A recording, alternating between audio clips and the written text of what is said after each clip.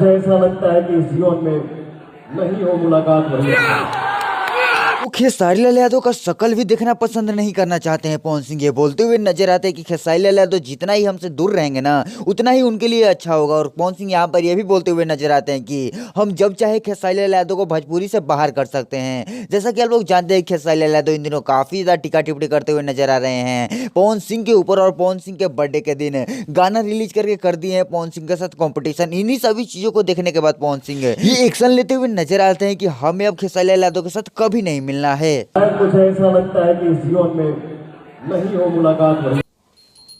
तो यहाँ पे आप सभी देख रहे हैं कि पवन सिंह लगातार सारी चीजों का खुलासा करते हुए नजर आ रहे हैं और ये खुद बोलते हुए नजर आ रहे हैं कि हमको जितना ज्यादा दूर रखो खेसारी से उतना ही ज्यादा भोजपुरी के लिए अच्छा होगा। तो इसके ऊपर आप लोग क्या कहना चाहते हैं कमेंट करके जरूर बताइएगा। इन लोगों से अपडेट पंचायत चैनल सब्सक्राइब कर लीजिएगा। मिलेंगे इस नए वीडियो में किसी नए टॉपिक के साथ के लिए बाय।